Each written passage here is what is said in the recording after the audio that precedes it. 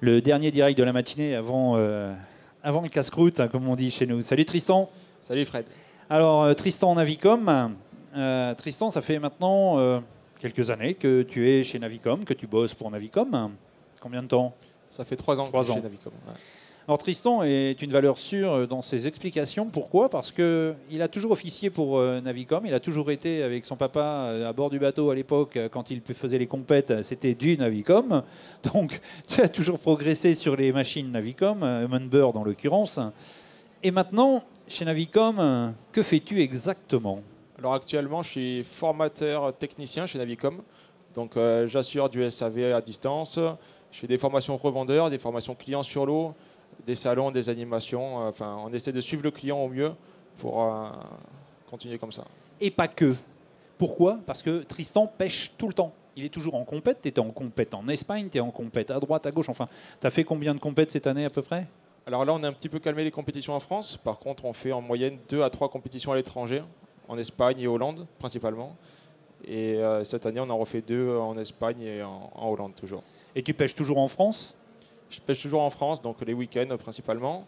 Et de par mon travail, je suis très souvent sur l'eau, donc j'utilise très souvent les sondeurs en action de pêche.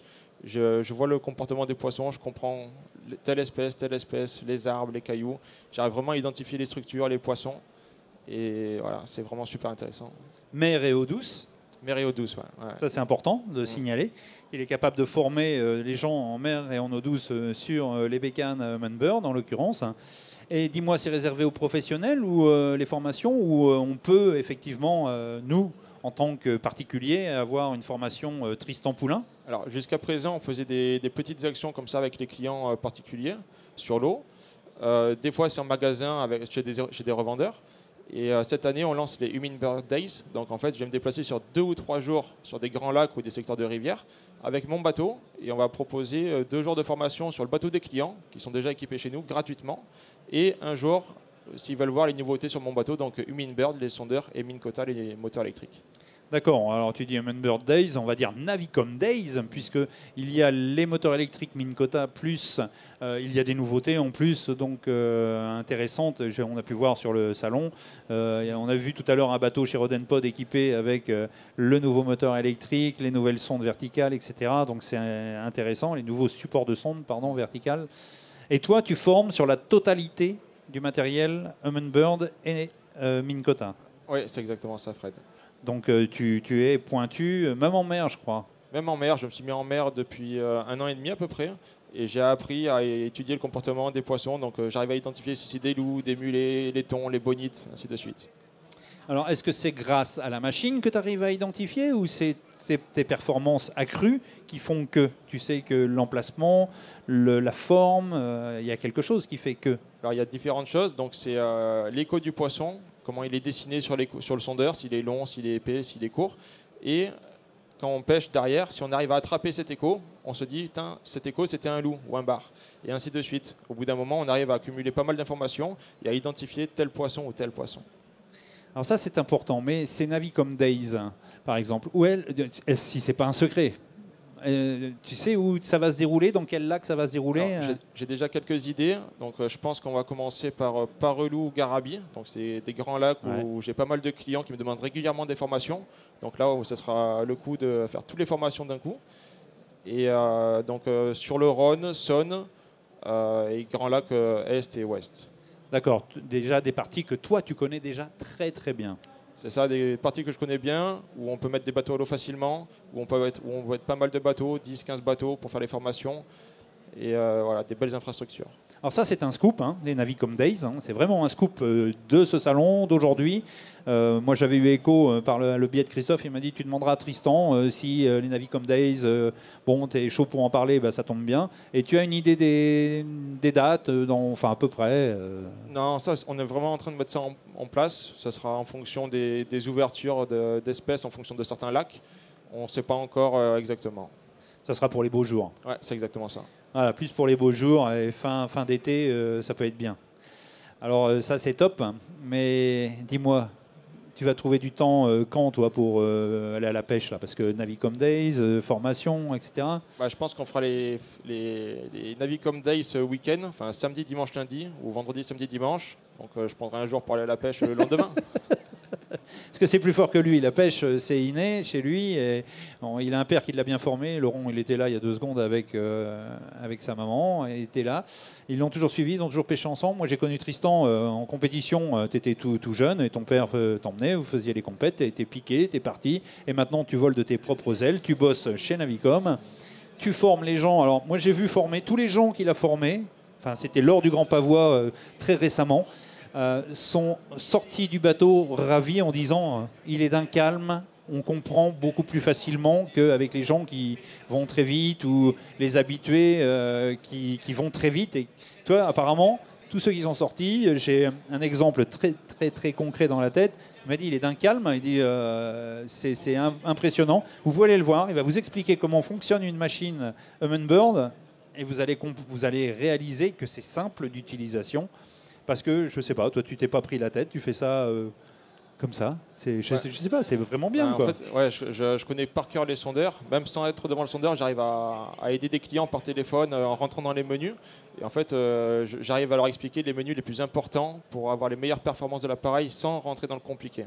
Ah, je rigole. Ton téléphone, c'est 06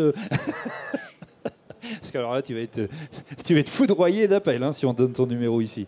Non, mais c'est au top, quoi. Vraiment, Navicom a fait une recrue il y a quelques temps avec toi. Alors, il est très humble, hein, il est timide aussi, Tristan. Il faut savoir ça. C'est que c'est pas qu'il veut pas aller voir, c'est que c'est sa personnalité. Il est comme ça, il est très secret. Et puis, quand il se dévoile, croyez-moi, il vous donne un paquet de choses. Alors, il donne pas toutes les astuces de pêche non plus, parce qu'en pêche, tu as une pointure quand même. Et il y a toujours la compète. Donc en compète, on dit après ou on dit pas. Mais avec quoi on a pêché, comment on a pêché, on dit pas toujours. Et la compétition reste la compétition. Mais c'est un putain de pêcheur. Des fois, il lui manque que les écailles, ce garçon-là. On ne sait pas où il trouve la pêche, mais il la trouve. Et bon, les machines t'aident quand même. Ouais. Sérieusement ou pas? Ouais, sur les compétitions, on passe très souvent 1 jour ou 2 jours de repérage. Et souvent, ça se passe sur des postes précis. Donc des petites pointes, des petits hauts fonds ou des bandes d'ablettes. Enfin, à l'étranger, c'est beaucoup derrière les bancs de poisson fourrage. Il faut les trouver. Et qu'est-ce qui t'aide le plus, la vue qui t'aide le plus en vision sur un repérage? Sur le repérage, c'est le side imaging. C'est une image latérale en fait, qui permet de voir sur les côtés du bateau. Donc en un passage, on voit facilement 50-60 mètres de large. Ce qu'on voit actuellement sur l'écran. C'est ça. Donc on peut voir facilement 30 mètres de chaque côté. Et là, on voit sur l'image, on a un brochet. En fait, on a l'écho du brochet en jaune sur le noir. Et en noir, on a l'ombre du brochet. En fait. Et là, on peut savoir qu'il est à gauche du bateau. Et on peut vraiment identifier la zone où il est. Quoi. Alors tu le pointes et le lendemain, tu viens le chercher? Celui-là, on a essayé tout de suite, mais on n'a pas réussi. Voilà, ça marche pas toujours. On peut repérer le poisson, mais ça marche pas toujours. Alors là, c'est facile, grosse silure. D'ailleurs, ça ressemble à une des images que je fais aussi. Non, c'est pas la mienne. Il n'y a plus de secret pour les silures avec cette image-là. Ouais, c'est ça. Oui, mais le silure, il est prédominant, il est gros, donc forcément, à l'éco-sondeur, ça va. Mais là, quand on voit le brochet, on peut quand même, sur cette image, voir que c'est un brochet. Lac du Salagou, c'est pareil. J'ai passé une demi-heure dessus, j'ai pas réussi à le faire. Ouais, là, on voit vraiment que c'est un brochet, oui, tout à fait. Tu as passé une demi-heure, mais tu l'as fait? Non, j'ai pas réussi à le faire. Ah, t'as pas réussi à le faire. J'en ai attrapé des plus petits, mais pas celui-là. Une très belle épave. Voilà, les épaves, les roches, toute structure, on arrive à les voir avec une super qualité d'image. On peut les marquer avec un point GPS, revenir dessus le lendemain, 6 mois après. D'accord. Si elle n'a pas bougé, c'est bon, un arbre. Ça évite de laisser le leurre dedans, on peut faire le tour. Et en fait, les structures, en général, je les marque, mais en fonction des saisons, des fois, il y a des poissons, des fois, il n'y en a pas. Donc, comme on peut voir, l'arbre, des fois, l'hiver, il y a beaucoup de poissons, et l'été, il n'y a pas forcément de poissons dedans, ou pas de carnassiers. D'accord. Alors tout ça, c'est très simple d'interprétation avec Tristan. Si pour vous, ça reste encore un mystère, n'hésitez pas à aller sur le stand Navicom de façon à pouvoir comprendre comment fonctionnent les appareils. Et les moteurs électriques, il y a des nouveautés? Moteur électrique, il y a une petite nouveauté, en fait, c'est une nouvelle sonde intégrée, la nouvelle sonde Mega Down Imaging Plus, donc dans l'ogive du moteur. Et ça permet d'avoir un sondeur en fait, branché directement sur la sonde du moteur. Enfin, on n'a plus à mettre de sonde sous le moteur, de câbles qui s'entourent et ainsi de suite. Donc c'est beaucoup plus pratique et la sonde est très très performante maintenant. D'accord. Alors, à voir sur le stand Navicom. N'hésitez pas, on peut remercier Tristan parce que c'est compliqué des fois de se montrer à tout le monde. Et on va le remercier franchement d'être venu sur ce plateau. Vous pourrez revoir cette vidéo. Il y a des tutos aussi sur Internet qui sont réguliers. Vous pouvez les aller sur Internet, sur le site Navicom. Et il y a des tutos où on te voit. D'ailleurs, on voit les autres membres de chez Navicom, mais on te voit également. Merci Tristan. Merci Fred. Allez, c'est top. Et allez le voir, croyez-moi, ça en vaut la peine. Bon appétit à toi et on se retrouve sur ton stand. Merci Fred.